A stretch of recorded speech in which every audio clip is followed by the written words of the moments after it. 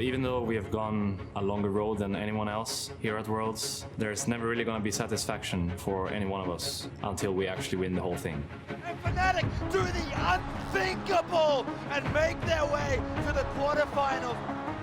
我觉得弗兰提克从2杠4晋级，大家都可能觉得是个奇迹，但是我觉得他们走到现在完全是用光了自己所有的运气。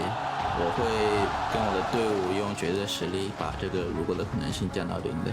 直接击没4人，拿手被免了，师弟没了。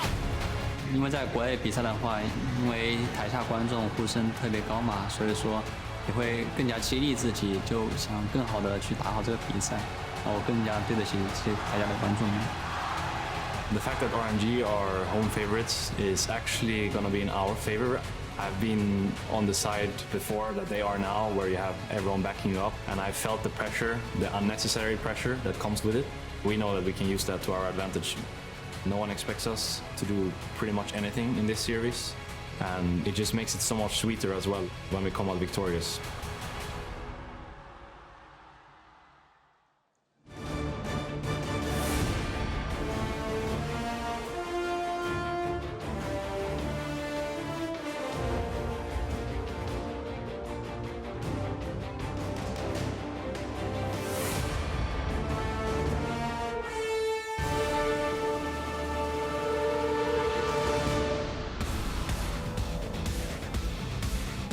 Hello and welcome back to the Guangzhou Gymnasium for day 3 of the quarterfinals. Teams load in for a big day of action, and Mlxg is out front and center, ready to lead RNG versus Broxah and Fnatic, who showed up in the group stage, and they won't go down without a fight. Rekkles as well, making his way to the stage. The crowd here definitely in favor of the hometown favorites, RNG. The first of the LPL teams to take the stage in the quarterfinals. But now it's time to send it down to Rendong to introduce today's teams. 欢迎来到广州，现场所有的召唤师们，让我感受一下你们的热情好吗？你们是最棒的。那么，在所有的召唤师们的热情之后，接下来让我们请出的就是2017英雄联盟全球总决赛4分之一决赛第3组的2支战队，让我们欢迎战队登场。 首先，让我们欢迎的就是蓝色方，来自于欧洲 LCS 赛区的传统豪门，欢迎 Fnatic。 Walking into the Lion's Den. From 04 to quarterfinals, they did the unthinkable, and they're here to do it again. 上路 sOAZ。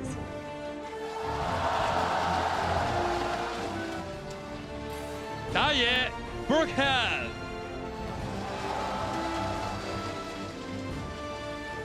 中路 Caps，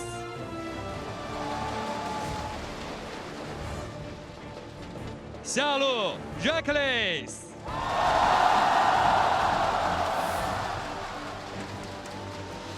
辅助 Jesiz，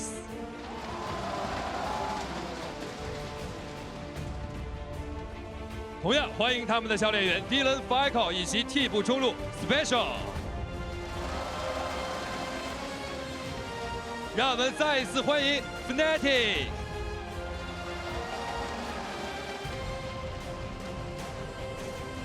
接着我们要请出的是今天的红方，来自于本土 LPL 赛区的 RNG。Don't need much of an introduction here. The all-Chinese team looking to be the first of the LPL squads to move on to the semifinals. 上路 Letme。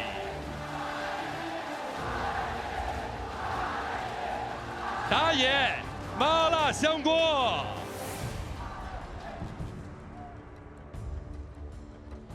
中路Xiaohu，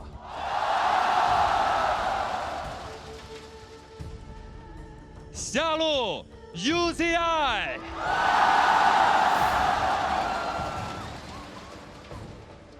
辅助Ming。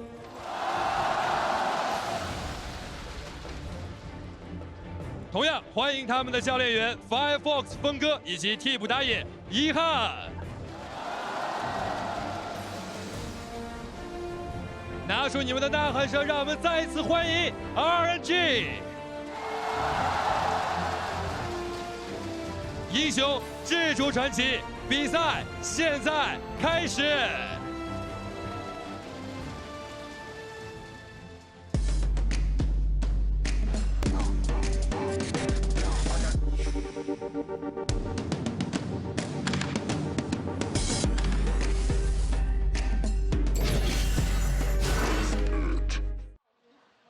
The stage and the stadium shaking there with cheers as RNG took to the stage, and Fnatic have a tough road ahead of them as they try to be the first team to take down a hometown favorite here in the quarterfinals. Good afternoon, everyone. I'm James Dash Patterson here for another day of action alongside Indiana Frostger in black, Alberto Crumbs Rengifo, and Isaac Azael Cummings Bentley. A 5-game series yesterday that left the world stunned to some degree. Are we ready for another one? Have you guys gotten some rest? Oh, I'm ready. You ready? You sure I'm you're ready. Yes, Can you I'm ready. Go 5? Yeah, let's go 5. Let's go 5. All right, let's set the table as we pull up the bracket. The crowd has packed the stadium to see RNG take on Fnatic today. And then, of course, tomorrow, the LPL's Team WE aim to take down Cloud9.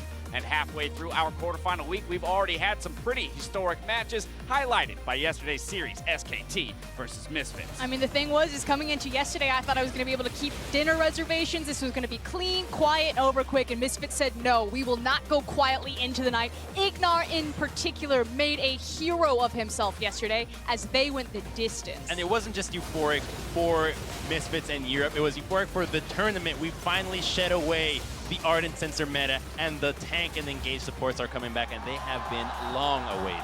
And I think that's so much about what it was. It was confidence in their own play. Misfits confident to play their own style and showing us a new way to play in this meta and showing that it can work even better than what we had seen before. It was just so incredibly impressive. And SKT pushed to the limit, having to adapt in a way that they hadn't before to win that very 5th game and move on to the semifinals. And it was the fact that SKT had to adapt to Misfits. You know, Misfits made them bend to them. Of course, SKT, the champions that they are, they didn't break, but they certainly had to reevaluate their style. This close. This close. Single team fight. Well, we'll see who can make their region proud with today's match as we welcome an all-Chinese team versus an all-EU team. And this is also another historic moment. You know, since the collapse of 2015, I don't really want to think about the dark LGD days. We then had the rebuilding of 2016, and finally, the possible return of the LPL to glory in 2017. Behind us, Rekkles said it in his interview, there is a massive spotlight and so much pressure for this all-Chinese roster to perform in China. And every time Uzi comes to Worlds, he seems to get to the finals. He's been there twice. He's looking to make it a 3rd time, and this guy has been so incredible as one of the great all-time AD carries.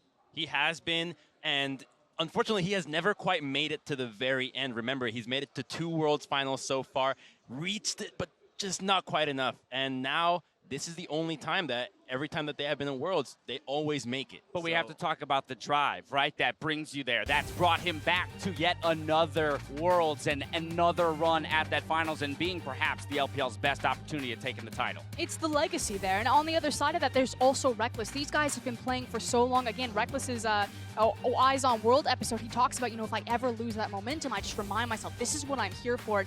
Yes, they both have that insane drive. They wouldn't be here if they didn't have it, but they also have kind of that darker side of a lot of that passion. Yeah, I mean, it's so much emotion in both of these players, and I think it can be for better or for worse, right? If you can actually control that and channel that. We saw in Eyes on Worlds, you know, Rekkles talking about how much it meant to him and how much these games affect these players. That can drive you to another level to really succeed, and sometimes if you let it go too far, it can be the reason you lose. Right, it's another level, but it can also knock you down because these two teams, these two players specifically that are kind of the crown jewel of their teams, or at least at times, they can drag them down. You've seen Rekkles, the best game of his life, in his opinion, was one that he actually was making the game losing mistakes. So when we look at that first game, the momentum that comes from that is going to be huge for determining the series. It could be your greatest weapon or your greatest downfall. I wasn't going to mince words. We have literally seen Uzi cry multiple times on stage where his team has to come out from the back. He doesn't go back into the huddle with them. He forces the coach to come to him, to bend down next to him and make sure that he's okay,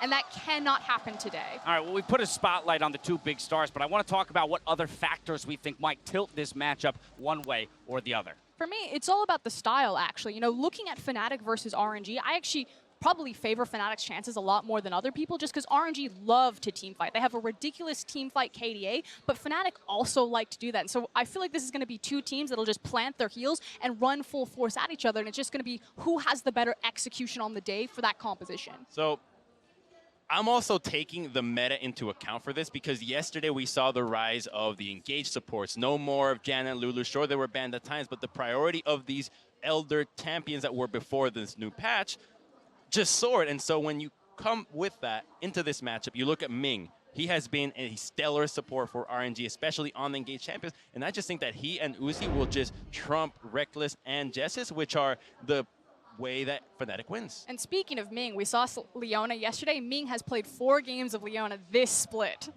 I like the sounds of that, but I've got to say I'm looking a lot at Broxah because I think when you're going up against a team that's playing the same style as you, this team fighting team that wants to wait for certain item completions, that wants to team fight you, and is probably a better version of what you are doing, you need to get ahead early. And we saw that in the games Fnatic was successful, it was all about Rek side. It needs to be all about the early game, the Lee Sin, the Rek side, the Elise for Broxah, get his team ahead before sOAZ can complete those 2 items and they can have the team fight that they want. All right, well, we got a couple paths to victory, rather, for both of these teams. Now, keeping all of that in mind for our first quarterfinalists, or rather, let me start that one over. Keeping all these paths of victories in mind, it's time for predictions. Down the line, FLICKR, starting with you. I'm going to go for RNG, but I actually think it's going to be a much closer series than I think a lot of people are expecting that. And like I said, I think Fnatic and RNG are stylistically very similar. I'm going to go 3-2. I think we're going to go the distance simply because someone's going to mess up. Someone's going to give, you know, a Galio or a Jarvan away, or maybe even Maokai makes his return, and we're just going to see these giant titans clash.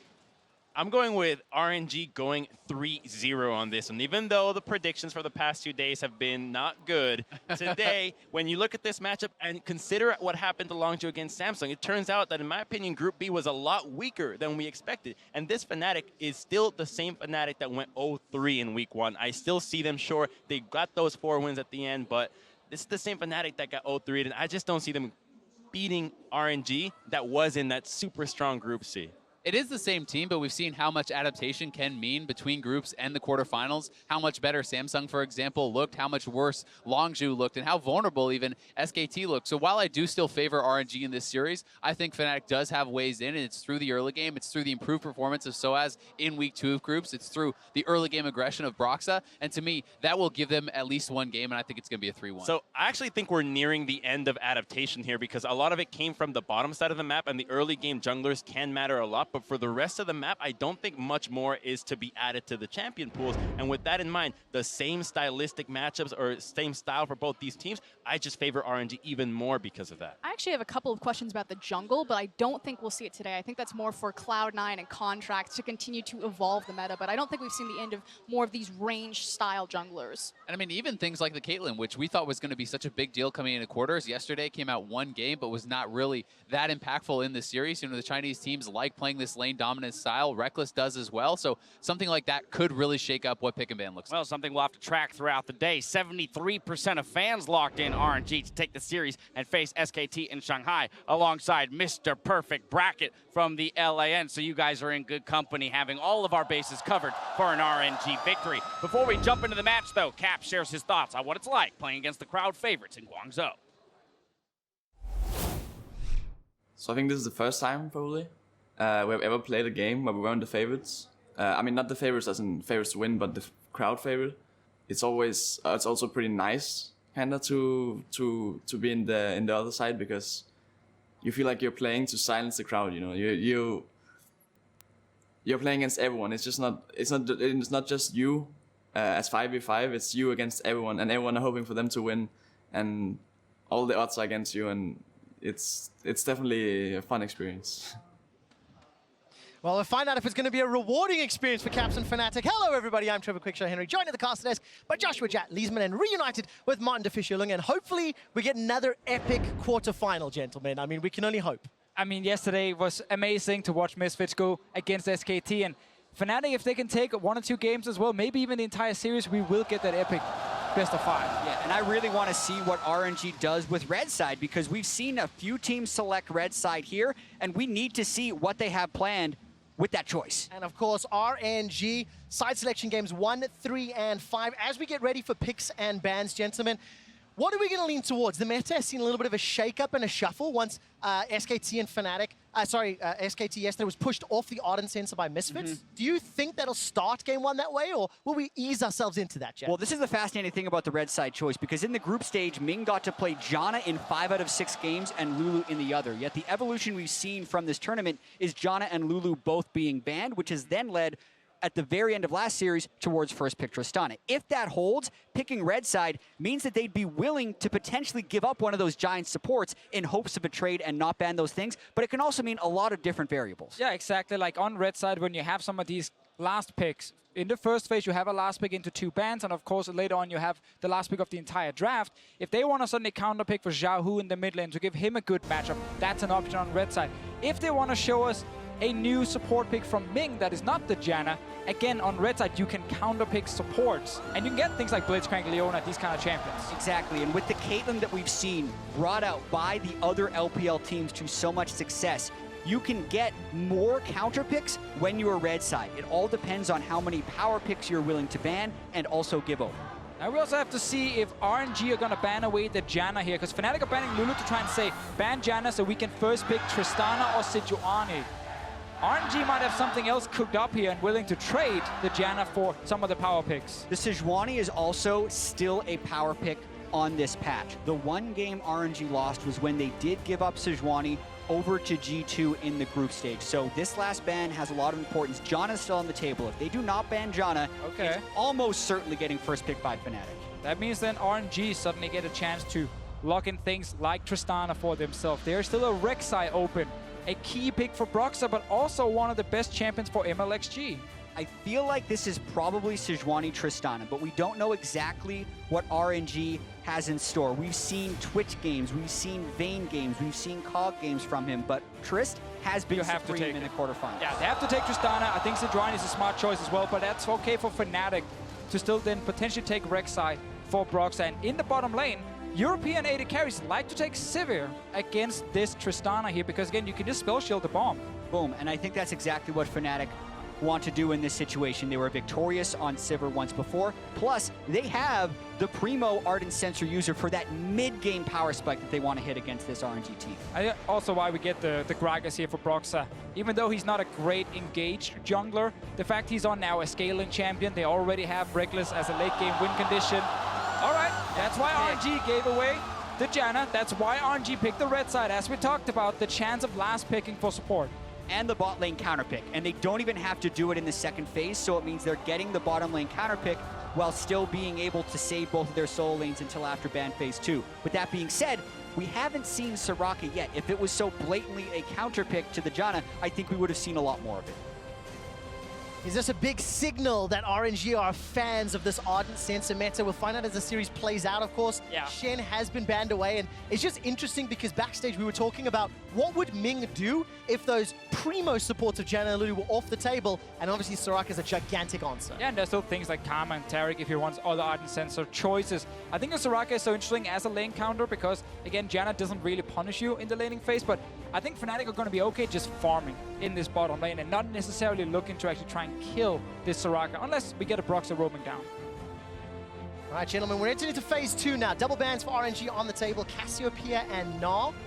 In terms of those top lane tanks and solo laners, where are we starting to think about? Well, normally RNG wants Letme on some sort of tank where he can be really strong in team fights. Cho'Gath or Mlxg are the ones we're looking at. I prefer him on Mlxg just because he adds engaged in for his team, but they already have Sejuani there, so they could still go for Cho'Gath.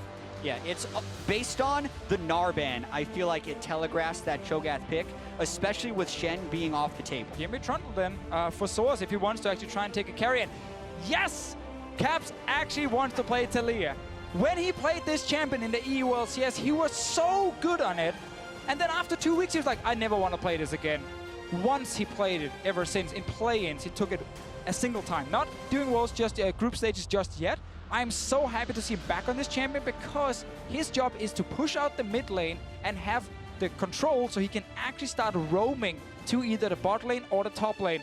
That's what Taliyah brings. Hey, that's something that we've talked a lot about. Xiaohu's strengths, controlling the mid lane, impacting the side lanes. He's going to reply with the Ryze. I touched on this yesterday. 9 wins and I believe 18 losses at Worlds 2017. Not many teams have been able to pull this one off, Jack. Yeah, it had some success in the play-in stage. It had some success when FLICKR's been playing it. Outside of that, it hasn't really found that much, but that isn't to say that it doesn't have strong points in the game. The mid game can still be an incredibly strong point in the match for Ryze, but if he's up against double tank matchups in the super late game and the Trundle gets to ult the Stone Plate, Cho'Gath, and Sejuani, the Ryze will fall off substantially. So Fnatic has the superior scaling come the super late game. They should be able to kill the front line first. One thing we did see FLICKR and Blank do yesterday with the Ryze was go mid lane early. Try and play around the instant snare you have. That's why there's a cleanse on the side of Caps at the moment.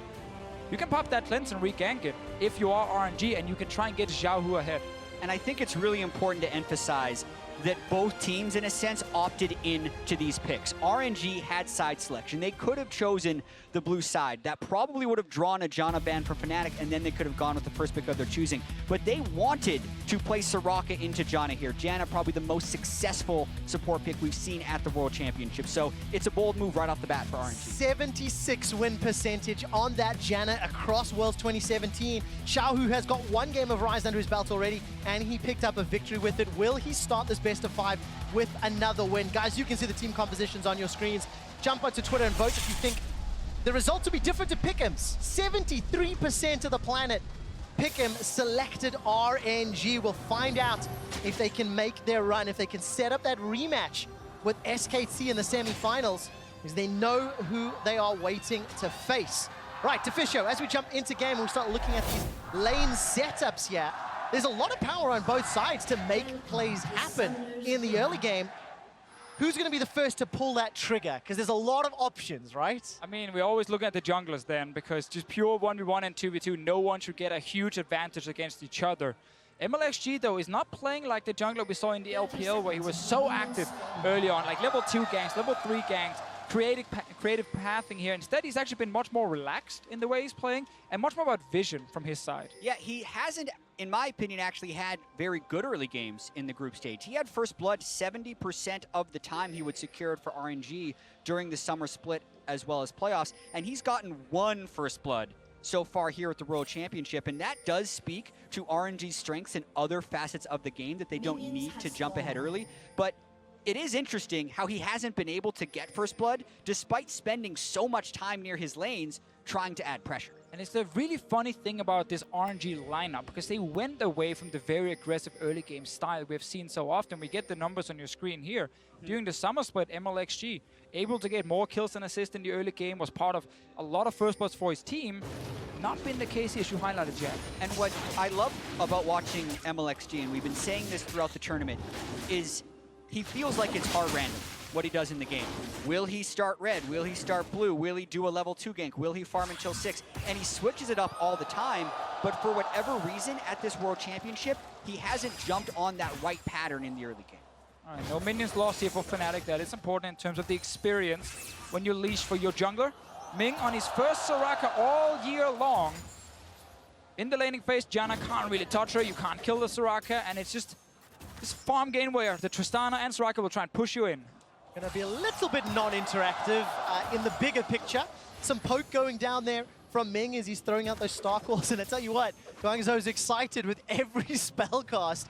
So we'll see whether or not the fan favorites will be able to step ahead. Going to spot out Mlxg in his early pathing here, Jack. Yeah, and when we talk about the way this matchup plays out as well, even though when you look at these teams, you see, oh man, Rekkles versus Uzi, those bottom lane hyper carries doing so much of the damage. The lead in the bottom lane will come from the rest of the map. It will come from who has control in mid lane, and Fnatic is making that run really early, looking to burn Flash. Well, a lot of control in the mid lane already. Flash away from the seismic shove. But that's at least the summoner spell down for nothing on the side of Fnatic. And this is another change for Fnatic. After they went 0-3 in the first week, they said, okay, sOAZ is constantly just on a tank where he's losing his lane. They changed it up. They actually allowed sOAZ to get a few counter picks in the top lane, and it allows sOAZ also to have a bit more freedom. And we know he's also this kind of hard random player where all of a sudden he's in the mid lane or in the bot lane trying to make a play like we just saw here. Yeah, he shoved in the top lane, and Deficio as well. When we were talking about how would Fnatic win this game, a lot of it is about getting caps rolling. So many people see this as Rekkles' team, but one of the biggest indicators between victory and defeat for Fnatic is how Caps performs, and that is largely attributed to the attention that the team gives for him. You can see in that Week 2 turnaround how much better his numbers were, specifically his damage percentage. In a tournament where other teams are winning without their mid laners having a high damage percentage, Fnatic needs that out of Caps to truly come together as a team. And it also comes down to the picks he's getting. When he picks a Syndra, he can actually do really well in the laning phase. He can push and he can roam. Now on Taliyah, he's going to be able to do the exact same thing. This is why I've wanted Caps to play this champion again, because it fits Fnatic's playstyle. Push out mid and apply pressure to either top or bot lane. Let's see whether or not Fnatic can make that advantage. They're falling slightly behind the gold game. Couple of CS advantage for Xiaohu and sOAZ as it stands. Not really much to speak of.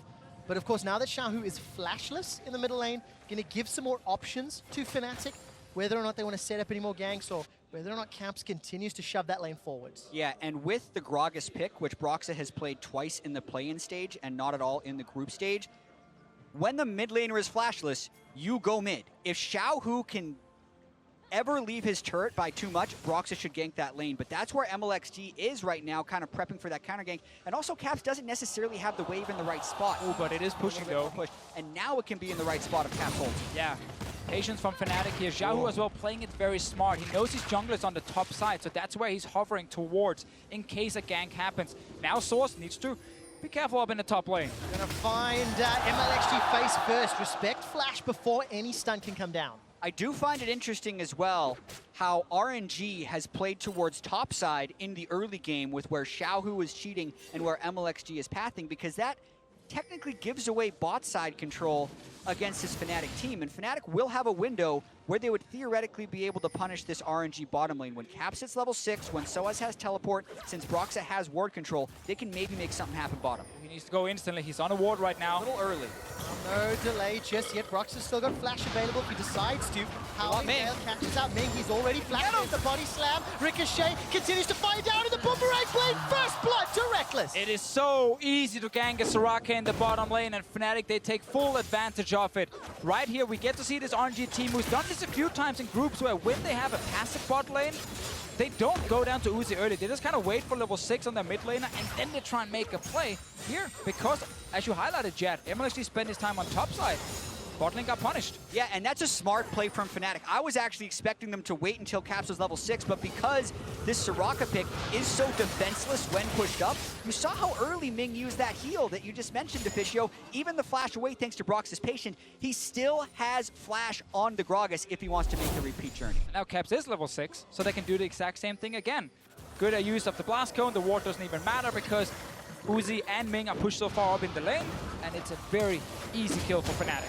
A lot of credit to Jesiz as well. That Howling Gale setting up the body slam and easily picked up by Fnatic. Yeah, and a minor criticism there for sOAZ. He was too close to Ming. He wanted to block the body slam, but the hitbox was a little bit too big. Still got the stun onto him. If sOAZ positioned even further up, knowing he has the barrier flash and rocket jump, there is a chance he could have kept Ming alive. He does not, and that's another reason first blood goes to Fnatic. So Broxah on a scaling jungler, having 2 successful ganks already. Flash in the mid secured by Xiaohu. It's still on cooldown. Will be up and available shortly. Mlxg, however, he's also made 1 gank to the top lane. We'll see whether or not there's any setup. But for Fnatic, this is a dream start to the opening game of the series. Especially when they play against a team like RNG, who's been famous for their late game team fighting during this tournament here. It's been very impressive to watch them be slightly down or just even in the early game, and then they walk into the first team fight in the mid to late game and they just destroy the enemy team. They're looking to try and do the same here, but they need to make sure that Rekkles does not get too fed. Mlxg, he's back in the top lane. This is such a difficult gank. Yes, the guy is flashless, but it is a Trundle who can ultimate. They're going for it anyway. Okay, Subjugate and the heal's going to be available for sOAZ. Starts to channel it now. The heal's coming in. sOAZ down to Pierre. There's the stun, and Mlxg gets the last hit. Nice return gank here, but meanwhile in the bottom lane, there's no flash for Ming. He's under his own turret. placing that control ward. Caps is here, Broxah is here as well. All right, Ming has to be the target. No rocket wish jump either. available, no flash available. Locked between a turret and a hard place. Weaver's wall hasn't been cancelled yet by Caps as Uzi continues to hammer down. Rekkles gets his second kill of the fight, and that's a knock-up onto Broxah. Letme completed the teleport. Uzi's looking for at least some sort of reply, but cannot find it. Very nice execution here from Fnatic. They expected the TP to come in, but they knew the Soraka would die so fast. So they completely ignored Uzi on the side and just walled in Ming here and took him down. For Ming, there was really nothing he could do in that situation. Even with the teleport completing, it's just a clean gank from Fnatic. But the other clean gank was up top here. And note, the only way you get the double detonate on the Sejuani is if you hit him without your ultimate, break the ice first, then ult, break the ice again. That's how they were able to do enough damage to burn through the Trundle ultimate. Now, not only do they get the kill here in the bot lane, they actually get the TP as well. That's a big cooldown for Fnatic because they can return to bot lane with the TP from sOAZ. And as we just see Ming, not really a whole lot he can do in this situation, and no chance of a kill going the other way. Well, very good play from Fnatic. They take the early lead of 600 gold. And one of the big discussions was that mid lane impact, right? The ability to roam, the ability to play around. And Caps already, with the help of Broxah, getting Rekkles ahead. He's 2-0. He's got those Berserker's Greaves and can start to take over that lane. And it shows that Fnatic have been spending the week very smart and actually figuring out, okay, which champions can we use to try and further snowball our bot lane against Uzi and Ming.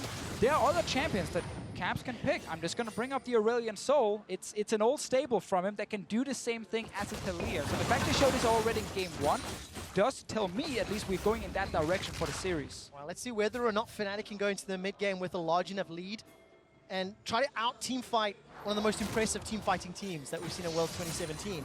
RNG, Jat, they moved a little bit away from their style we saw from LPL, but this might be one of the best looking group stage performances of an LPL team that we've seen in quite a while. Exactly, 5-1, beating Samsung twice, only dropping a game to G2. And they've done it with team fighting. Even though the perception is that they hard camp bottom lane, oftentimes Uzi's getting fed through team fights. Now they're attacking mid. All right, there's a little bit of a skirmish here. Glacial Prison's available for Mlxg. Rune Prison comes down from Xiaohu. And then just to forward step that seismic have the TP advantage. Coming down from sOAZ. Remember, Letme cannot join this fight. The Glacial Prison is already thrown down. Flash from Xiaohu has been used. Mlxg does not have one, but there's no follow-up from Fnatic, but Xiaohu's summoner spell's used. And they also roam Jesiz up, which is giving RNG time in this bottom lane. So even though Rekkles has 2 kills, if that first turret were to go over entirely to Uzi, they'd get the gold, but they don't get enough time. The collapse is coming down. They still don't have bot side control, and Uzi and Ming have to back up. And I love that control here from RNG in the mid lane. They never went for the all-in. They never chased into the actual jungle. They knew there's a chance of a TP. Be ready to step away. Yes, they lose a flash and a heal, but this doesn't matter. You're now winning top, and you're getting damage bot lane. It's lane pressure has been the name of the early games for RNG. They have been an objective-focused team that is great at pulling the trigger in mid-game team fights. So yes, Fnatic did pull off some quality games in the bottom lane, and that will be good later, but that is now 2 side lanes under immense pressure where RNG is getting turret damage. And now you can use your Ryze ulti as well aggressively here if Xiaohu decides to go down and secure this bot lane tower. For now, he steps back towards the mid lane. They know if Uzi and Ming are left in 2v2, they will get into this turret here and take it down, as long as there's no jungler around to actually kill them. Just like that, RNG regain control of the game. They've got map control in the top and bottom lane. They've got a gold lead. Playing for the objectives is working into RNG's favor here. And it's been some poor decisions around the top lane here from Fnatic's side. The very first gank Mlxg pulls off, they knew he was on the top side because Xiaohu was literally hovering towards top side in his lane when he almost got ganked. That caused a flash from sOAZ. He was on his way down to ward, and then he had to flash away. So he gets return ganked and dies, and now this TP was wasted as well. Cost him a top lane first tower. And I think the teleport is so critical when we're thinking about how this map will play out. Top lane is already dead. The TP advantage can potentially counter what Fnatic want to do right here, but if they go right now, it would be relatively difficult to match this. A lot of really good defensive wards from RNG though on the bottom side to see if any roam is happening. They even have a ward here just near the Raptor camp in case that is the route Caps is taking. So they're trying to make sure they can spot Caps before he gets too close to actually gank them, and they can then back away to the turret. It allows RNG to play very safe as we've crested 12 minutes. Tia as well as that Catalyst picked up for Xiaohu, and these item spikes starting to come in. Ardent Sense already picked up in an early execution. Calling there for Rekkles. They just hit the items they need to win the lane, and it's about whether or not they could make it back to the lane before the turret goes down. They did actually do that, which probably gives them total control in that bottom lane. Really huge for Fnatic if they can get Rekkles side lane priority over Uzi. Uzi and Ming actually didn't recall. I thought they'd recall right then. That means they will not have sensor for this spike. And we also have these very smart control wards now from Fnatic's side, actually in the river. We just saw Caps sit on the ward here, so he's close enough to go to the bottom lane unnoticed, and he can try and surprise rather never give up the bottom lane. Yeah, and again, a little bit odd from RNG playing so heavily around the top side when their bottom side is in dire need. They steal the blue buff away from Taliyah, but at what cost? How are they going to defend this bottom lane? It doesn't look like they can. Jesiz, Uzi, and Ming gonna get cut off. Caps can come in from behind with that Weaver's wall.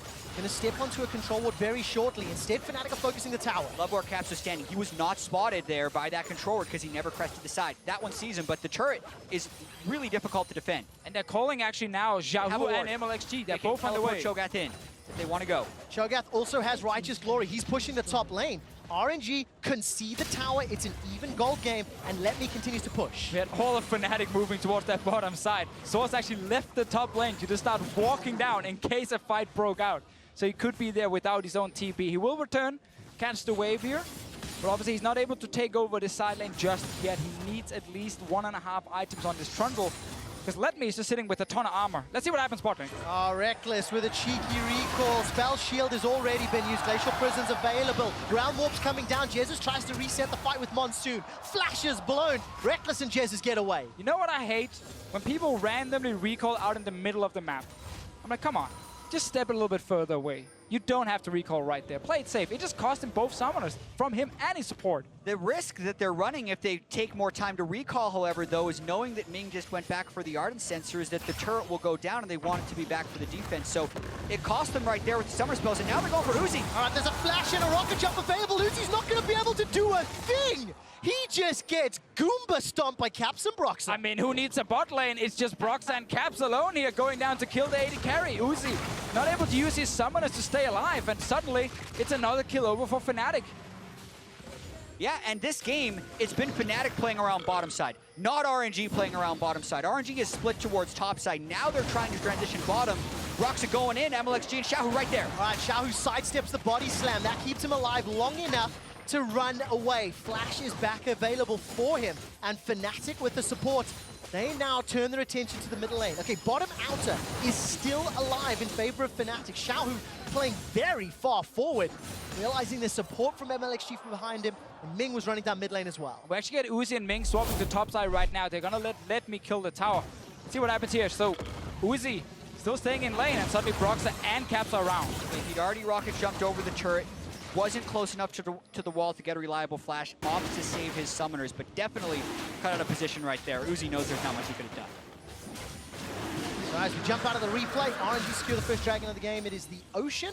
A little over 16 minutes, and we're now moving into this mid-game rotation phase, and both teams making it fairly clear, rather Fnatic making it fairly clear the bottom lane focus for them. They've got that Essence Reaver for Rekkles, a number of repeat ganks, and Broxah, his jungle proximity, significantly higher than his opposing number. You know, RNG 10% difference in the amount of time that Broxah spent in that lane. Yeah, and that's what Fnatic gains from that. RNG gains strength in the Cho'Gath at this point in the game. We just saw sOAZ ticking level 11 when Letme was already level 12. He's a level and a half ahead of the Trundle in experience. He's also gotten turret gold the first time, and will most likely get solo turret gold on the second one. So there will be a point in the game here where Letme has the Bramble Vest, the Righteous Glory, probably even another tank item, and Rekkles is not going to be hitting that 400 CS or so Sivir where he starts doing relevant damage. So RNG is actually trading frontline power and also the ability to withstand the split push for much longer for reliability of power on Uzi, which is a really risky trade-off to make, but Fnatic has played this game well. RNG, I feel like, has at least been conscious in what they're doing. They've been punished by it, but Letme is reaping the reward. I mean, they definitely tried to make sure that Letme wasn't just losing from the get-go, but the fact now that we have a Ravenous Hydra on sOAZ simply tells me that he's so committed to split push that if RNG, once Baron actually spawns, wants to start a team fight, it's going to be in their favor. They can walk towards the Baron with the Cho'Gath, start it up, threaten the Baron with the Feast, And sOAZ will have to come in and join, and he's very squishy at this point here. We see a lot of Trundles go Titanic Hydra, so a little bit more powerful if there is a fight happening. Now he's very squishy and relies purely on his ulti. Now we'll see whether or not he can find the right target. Mlxg and Letme, two juicy targets to subjugate. We're getting to 20 minutes. First item spikes picked up, starting to work towards that second item. And both teams have kind of traded buffs fairly often throughout the series of this game, as the control is so clearly defined. You know, RNG controlling top, Fnatic controlling bottom, for example, and you can see Rekkles and Jesiz pushing that top tower. Yeah, and at the current moment, the game is very close. So if there was the expectation that Fnatic, who started the group stage 2 and 4, wouldn't be able to hang with RNG, who went 5 and 1, they are definitely hanging in this early game. Yes, they did get the Janna, but that's something that RNG willingly gave over to them. It's not like Fnatic did anything super crazy in order to orchestrate this pick, and they're playing to their win conditions very well through the first 18.5 minutes. Tower's gonna go down here, gentlemen. A couple more autos from Rekkles, uncontested. I can see Mlxg moving up, but Caps has Weaver's Wall available, so there's an option for a counter gank if Fnatic want it. And Fnatic have the same setup where sOAZ, after pushing his bot lane past the river, he leaves and he goes towards mid lane. It's allowing Caps then to actually go towards the top side, while sOAZ can hold the mid lane so they don't lose any damage on that turret. And Fnatic are always ready for RNG collapsing on the Rekkles Jesiz lane with multiple members around. There's Herald. This is a big push. RNG's not in position. Uzi is slow on the rotation from the top lane. All right, Mlxg's waiting in the wings. He come over the wall from the chicken camp, throws out that Glacial Prison, catches only Broxah, but the tower has already fallen. So Fnatic get the objective, and they try to get away. Good positioning right there from Broxah as the big tank in the front. He knows, okay, Mlxg can come from the flank and try and ult towards us. And when you hit the Gragas, you don't really want to go all in on that one. Let's talk a little bit about that itemization, because I really like that Executioner's calling. Picked up very early from Rekkles. Oh, yeah. Into the Soraka. Good itemization. We've talked a lot about bad itemization during the group stage. And of course, this Ardent Sensor, both online, both this mid-game power spike for Uzi and Rekkles. And Uzi's also going to have to pick up healing reduction before the late game team fights to prevent sOAZ from just ulting a Cho'Gath or a Sejuani in the late game and becoming absolutely untouchable. What's important to note here is the mid lane turret difference. Fnatic having it unlocked and RNG not gives Fnatic a lot of side lane pressure in the fact that they have access to the entire map. Trundle and Taliyah are both picks to try and get that side lane position, and it's going to be really difficult now for RNG to actually force fights on Fnatic, as Fnatic can just consistently keep these side lanes pushed in. Fnatic love to play the 3-1-1 style, where you have your AD carry supporting jungler on one side of the map, you have your mid laner just sitting in mid lane, and of course you have then a top laner with teleport on the opposite side. So when they have this Taliyah, and why again I think it's such a perfect pick for them, Caps is able to always defend mid.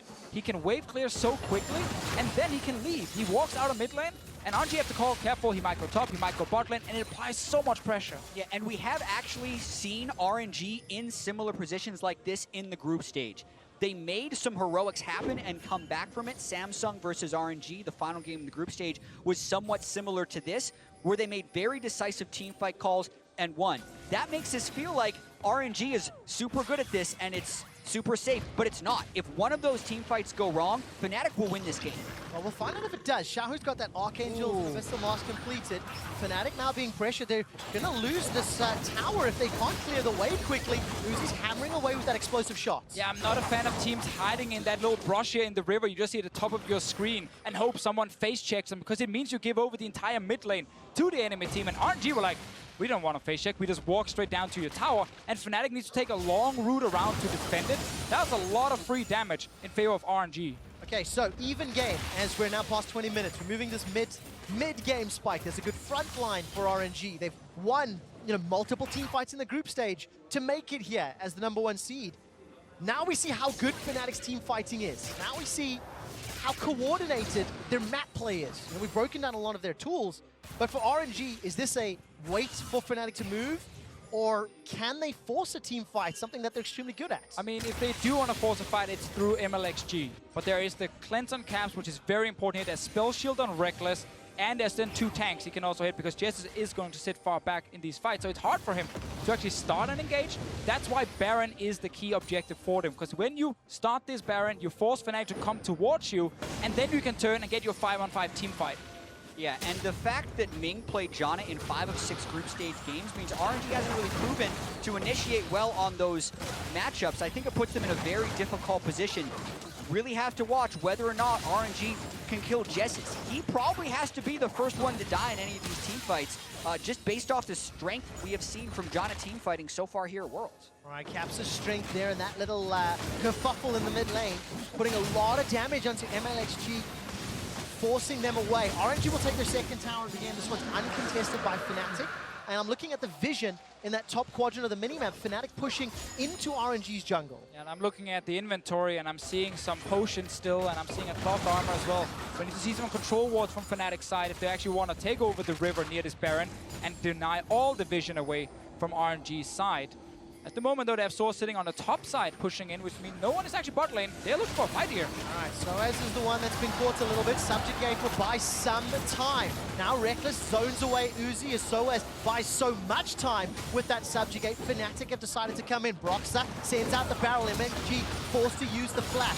Now Rekkles continues to chunk down. The Pillar of Ice holds Mlxg in place. Fnatic with 5-man stack. Take down RNG's jungler, and what do they do next? Well, they made it very clear they wanted to fight because they moved sOAZ up there with the team, and there is no healing reduction just yet, so sOAZ is able to get all the HP back even when he was tanking 2 members. Yeah, it would be very risky to go for Baron, but it wouldn't actually be a defensible play if they wanted to try and go for another engage with Broxah still having flash. Looks like they're okay with just the 1 kill. A big one is the fact that Ming had to use flash in the last fight. Just like you want to kill the Janna early, same thing for a Soraka in team fights. Gragas with body slam flash onto Ming. It's an easy setup for Broxah if he can actually get close enough. And that is where we got to see if Ming is positioning correctly. Yeah, and watching this one more time, Cho'Gath is down in the bottom lane with teleport the whole time, but RNG doesn't want to use it and make the slow call to disengage. I think this is a little bit perplexing by Mlxg that he doesn't flash early, knowing the imminent threat that was arriving from the jungle. Uzi had already disengaged, but once he doesn't flash, they go for him. Now Letme has arrived. All right, Rekkles just gets nommed down by Letme. Didn't even need that teleport. sOAZ, however, did. He's teleported in. Caps, no flash. And all of a sudden, RNG are peeling back towards the river, peeling back towards Baron.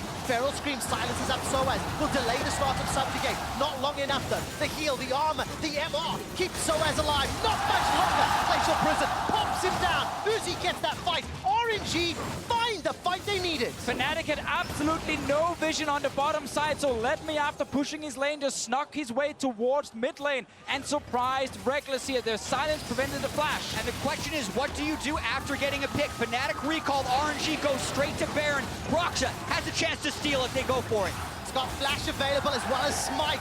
The Gymnasium is on their feet, 1,000 HP. Broxah gets knocked away.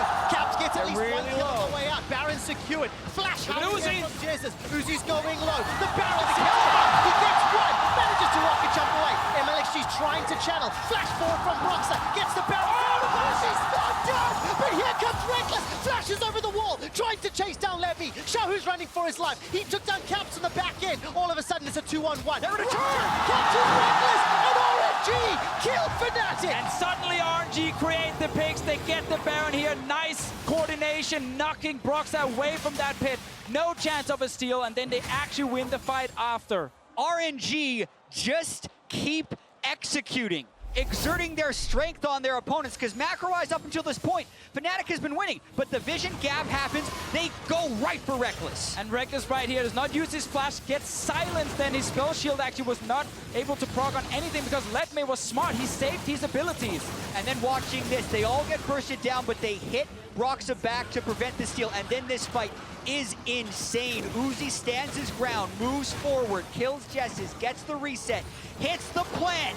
Everything feels like it's planned. Then he still has flash after all of this to finally get the execute, and then to just have the icing on the cake. Letme, the guy they have been funneling gold in the whole game, has just enough to turn this fight around. And we have seen this before from the LPL teams. When their tank in the side lane gets to push out his lane, he roams mid, he goes mid lane. RNG did the exact same thing to G2, where they caught out Sven in the mid lane. Now they did it against Rekkles and Fnatic. It turns the game completely upside down. Oh, look at that gold graph. Back and forth, and just like that, RNG with Baron, a combined collection of kills is now 3,000 gold up, and they are in the driver's seat. But this first game just sets us up for such a fun series when both teams are this back and forth here. Small mistakes suddenly gets punished, good outplays, and bam, your team might win the game.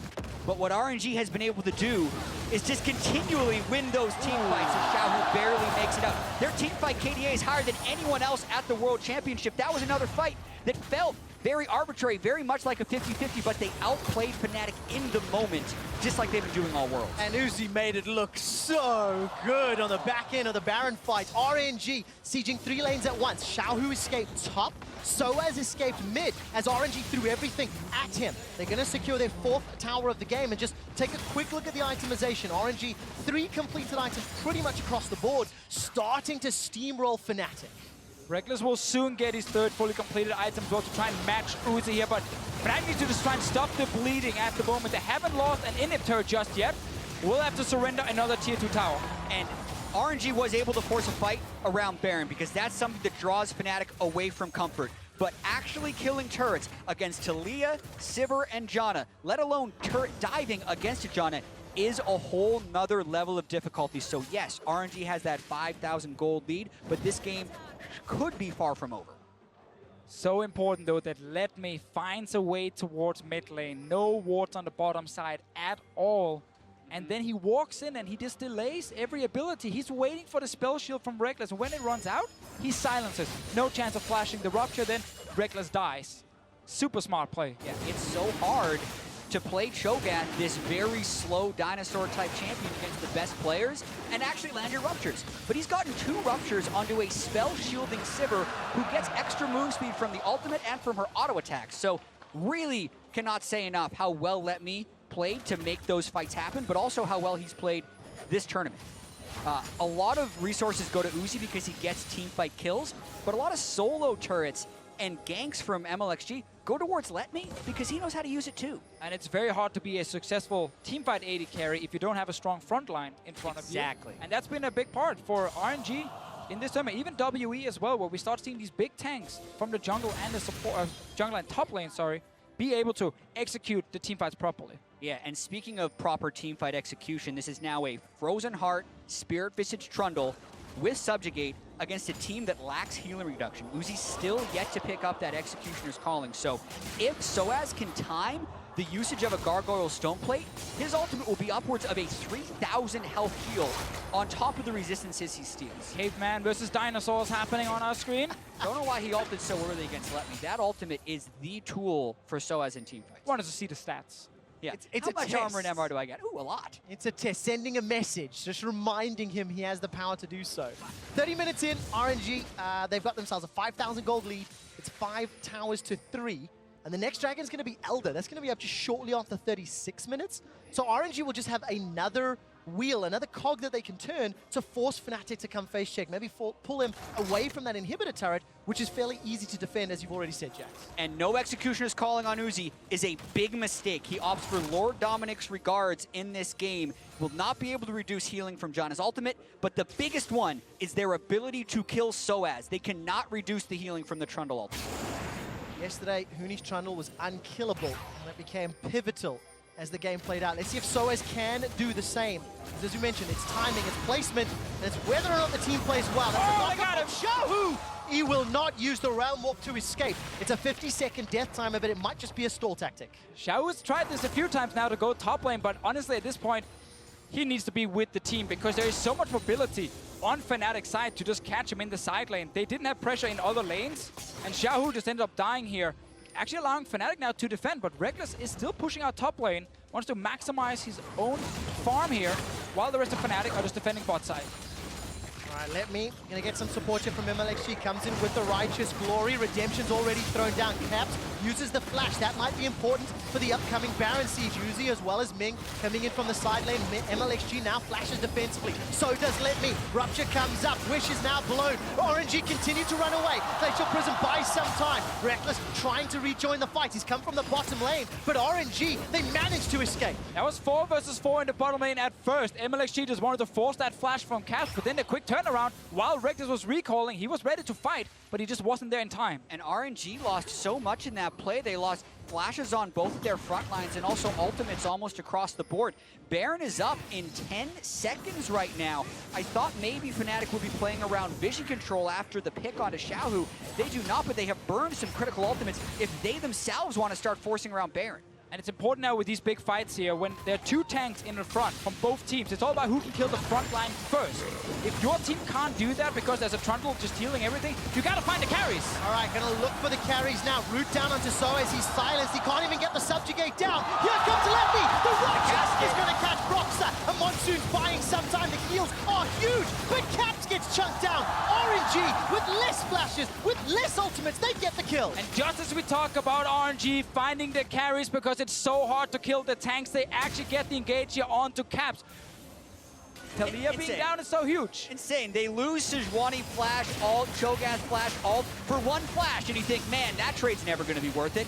But then they kill the dude whose flash was down and win this team fight hands down so they can get themselves the 2nd Baron of the game. And it's another time where it's the jungler or the top laner from RNG starting the fight here. Getting the correct engage onto Fnatic makes everything easier for RNG's carries when it comes to finding the correct target. What does this mean for Fnatic now? They've got to defend against Baron-empowered minions on multiple lanes. Yes, there's always that Sivir 6-item 700 CS win condition, but it feels so much more monumental against this RNG squad who are just such on a great page at Worlds. One minor thing, Rekkles finally completed the last Whisper, which will help substantially in dealing with Letme and Mlxg. We'll see if that has a difference in this fight. And there might be their 500 CS win condition on Fnatic side. There is the 500 CS win condition of sOAZ on RNG side here. And we know in these team fights here, he's able to carry. He's already proven it at the Baron. sOAZ, though, ignoring the Fnatic champions as best as he can. Broxah trying to threaten some sort of engage, but look at the inhibitor turrets. They are being chipped away and chunked down. RNG, the ebb and the flow moving forward. Flashless. Rune Prison buys some time. Letme is getting chunked down, but he's still got 1200 HP. He's used everything. Letme gets killed by Caps. Fnatic have bought some time against the Baron. Empowered will never give up. Caps jumps up a little bit early. He gets dropped, chunked, and killed by RNG. sOAZ continues to chase forward, but he's got no support. He's got no damage to back him up, and the Weaver's Wall, I think, even locked Fnatic out of the chase. And Caps trying to make a huge play to cut him off in the jungle, goes face first into an 80 carry, and the advantage they thought they had by picking Letme is gone. Turret still goes down for RNG, and they end up trading kills in the fight. We've seen this quite a lot today here. Fnatic gets 1 kill, and then RNG gets a kill in return, or the other way around. Both teams are still trading a lot in these big team fights here, but sOAZ, he wants that tower. And the difference has always been what happens after the fight. RNG getting objective after objective. In the 1-for-1, they get 2 turrets and an inhibitor. Teleport's available for sOAZ, but he's left the base trying to defend. Filler comes down, insta-rocket jump from sOAZ. And at the end of the 2nd minute of Baron, going straight for Elder. RNG, they grab themselves the inhibitor. They start off the Elder. Quite frankly, Fnatic are too far to contest. Again, this is what we see from RNG during this tournament here. They have a lot of control on the map. It's a lot about objectives, about vision, denying vision from the enemy team. It's not just force team fights left and right 24/7. There is a lot of reason behind the things they're doing. This engage here from Fnatic is actually okay. It's like, we can't defend topside. Let's just get a kill and push this Baron team away from our base. Yep. They get the start on Letme, and now the front line is removed, so they think, okay, let's collapse. Caps goes straight for sOAZ, and he's like, wait, maybe I shouldn't have done that so quickly. If he waited maybe another 4 seconds and could have arrived with sOAZ, there's a chance that works. Far too ambitious at the moment. That means he gets dunked down. Jat, look at the damage difference from that previous fight. sOAZ, of course, starting to take off. And RNG, they've now got, I mean, they've had control for a fairly lengthy period of time in this mid game, mid to late game. And with Super's middle and an exposed inhibitor top, there is literally no room for error for Fnatic. They've got some teamfight power, but they can't afford to keep making these mistakes. Oh, and right now Caps is only sitting on 3.5 items as well, because he's not getting the farm. It's Rekkles, of course, grabbing these big waves for himself. So the Sivir is very soon on 4 items. Caps still need quite some time. That was a big hit. Soraka ult being used by Ming is pretty huge right there. They thought it was going to be an all-out Fnatic initiation. One minor thing that really does empower these RNG sieges is they have double Ocean Drake with a Soraka. So if any of their frontline get low but do not die, Soraka heals them up, Ocean Drake heals Soraka up, and then everything is absolutely fine after about 20 seconds. So it makes it even more critical that Fnatic find the definitive initiation where they're getting the last hits on champions. And it doesn't look like Fnatic are going to have some options here. Look at this, RNG, 4-man stack down bottom. Xiaohu with his Hourglass and Realm Warp. He takes down the inhibitor uncontested. Now he's got the ability to escape. The Ryze combo that has been popularized here at Worlds. And he's not even going to get chased because no one else from Fnatic can chase him. And he's the man with the Elder Drake buff. He doesn't need to run away from sOAZ. He can easily turn around and kill him. Fnatic once again trying something. All right, seismic shove comes down. Letme as well as Uzi get caught by that pillar of ice.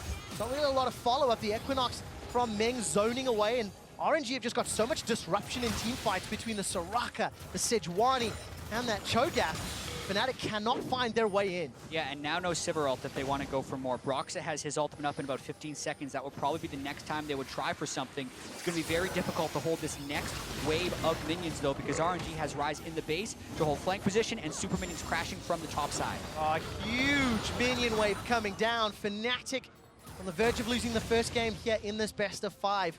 The early game looked so good, but it started to fall apart when the RNG team fighting machine started to steamroll to 10,000 gold lead. Silence comes down onto Caps. He can't get any of those volleys threaded through the RNG lineup. Xiaohu, there's the combo. Round warp into Hourglass. It just buys time. That's all Fnatic had. Caps almost gets insta-give, and he does. Flash forward feast from Letme. Now it's a 5v4, an RNG chase all the way in. Good damage onto Mlxg. Not going to be enough to stop him, though. Rekkles continues to try to put the ricochet across, and Guangzhou, China erupts in RNG chance. The third inhibitor falls, and RNG might be setting sights on the Nexus. Again, they're in full control. They're just waiting for some super minions coming into the base here. Caps step for another 30 seconds. Uzi with the damage on Tristana to take down these turrets very quickly. And no Caps in this fight, still down for 26 seconds.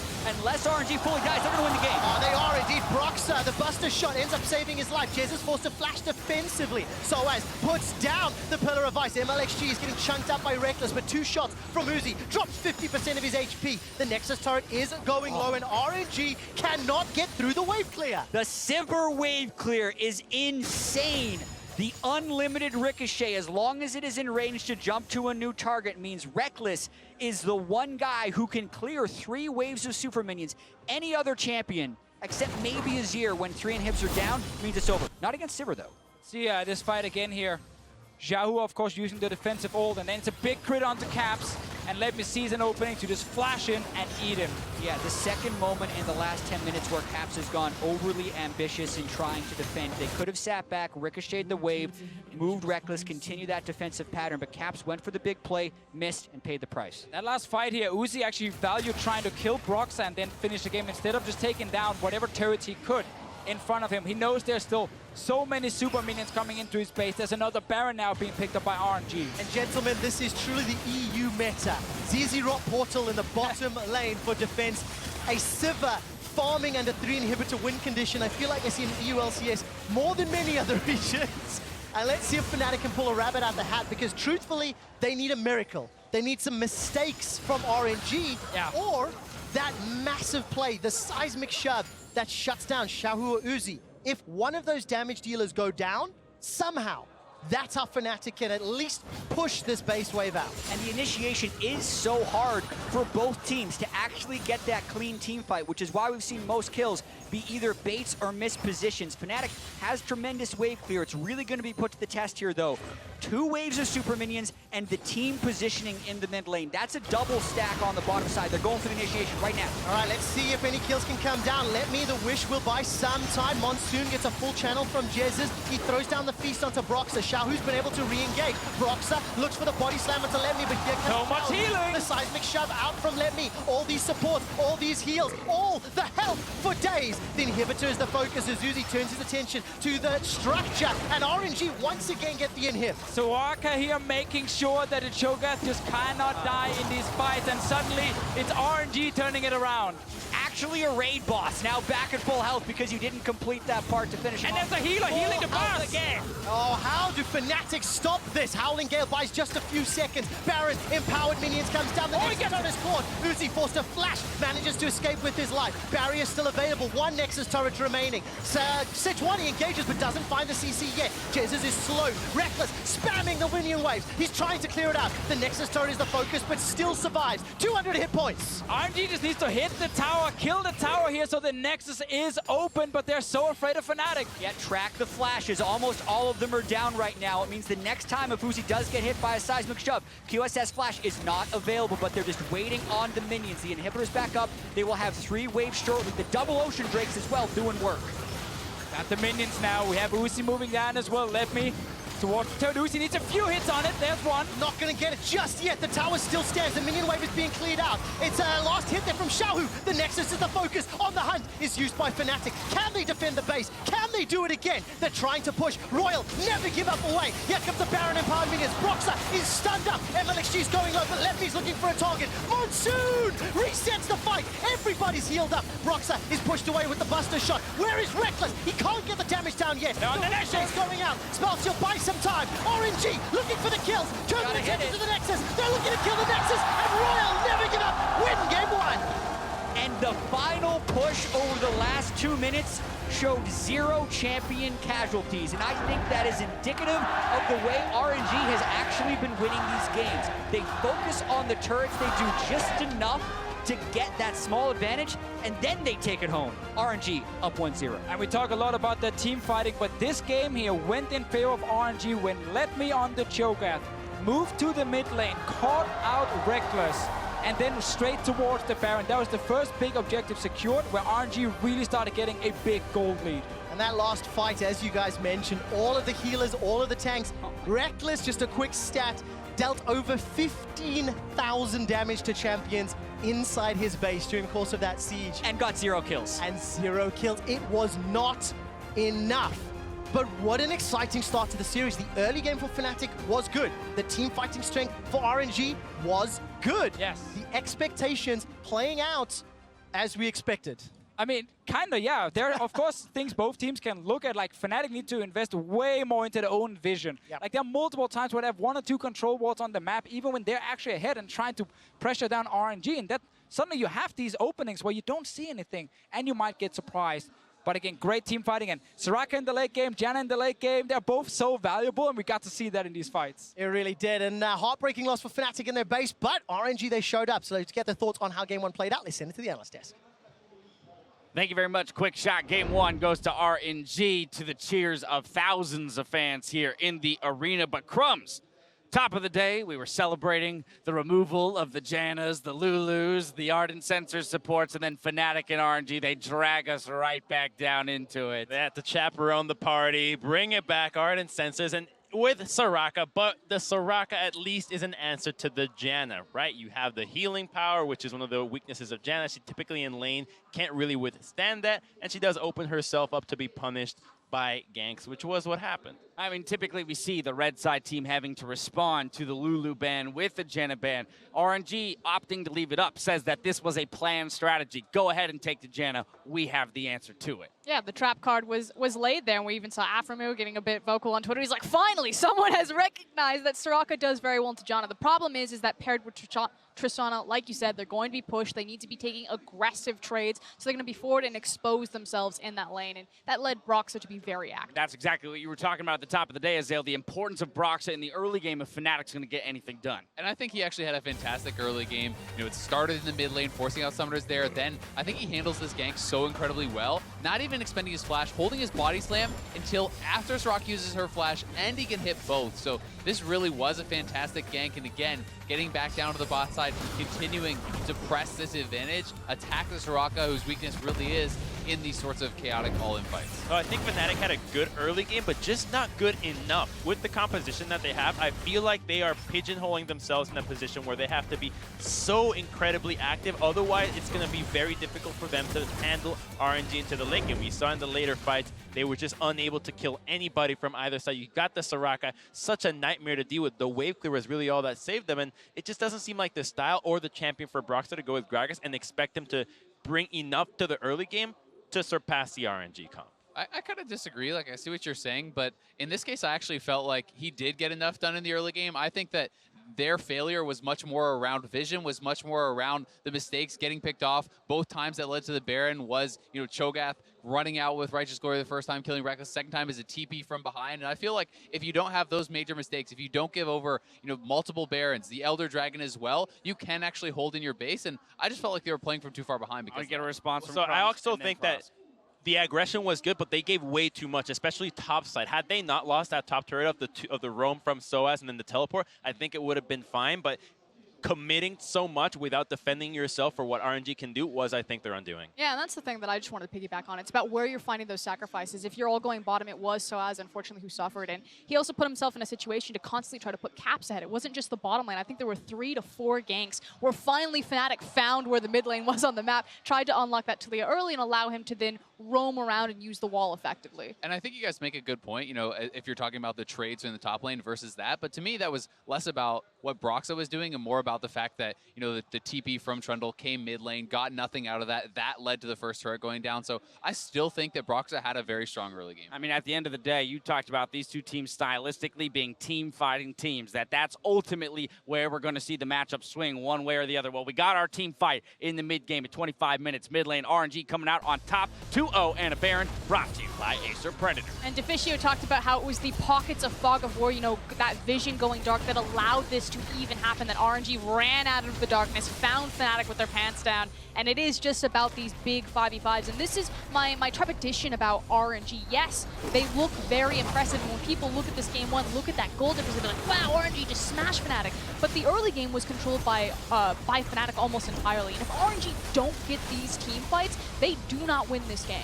Yeah, I certainly agree, and that's why, I was talking about vision as well. Deficio was mentioning it. I was super disappointed when you actually looked at the inventories. About 30 minutes into the game, we have Broxah sitting on a cloth armor with no pink wards. We have Rekkles sitting on a Doran shield, no pink wards. We have Caps sitting on a Doran's ring, no pink wards. And he talked about, oh, well, there's only 1 or 2 pink wards out on the map. That's because no one else could even pick them up because they have this crap in their inventory that is actually not allowing you to get the pink wards, which are so integral to controlling vision and denying those team fights. As you're talking about, Frost, you can't give this over to RNG and expect to be able to... I mean, that fog of war is basically so much that you're in Silent Hill at this point. You got to walk in, and who do you have that can actually go in there? You got Rekkles that has to flash over. He actually had vision of that play, by the way. He knew where Ryze was and chooses to spell shield.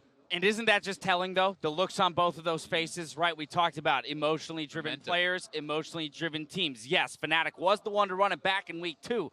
But the fact that they were even in that position to begin with says something about the importance of Game 1 in a best-of-5 series between these two squads specifically. And I have no doubt that the momentum is going to be great for RNG, but I don't think the defeat is going to stumble at Fnatic. You take a step back from that game, and it's very clear to be like, okay, we got cut out at this one point. Don't do that. We had a great early game. Broxah was playing well. Caps was getting resources, and Rekkles got first blood. So I think it's very easy for Fnatic to just shake this one off. I do think they can shake it off, but I felt like the fundamentals in vision and the communication was just so lacking that, sure, they might not be tilted, but I find it difficult to see a team in the best-of-5 change so very basic of ideas and just apply it to Game 2 and the upcoming ones. Well, Game 1 goes in favor of the LPL team. We've got Game 2 of RNG versus Fnatic coming up after the break. Before we go, when all seems lost in an intense game, look for that clear call that could push your team to victory. Recognize sometimes looking for your squad's way back into the game is all you need to turn the tides.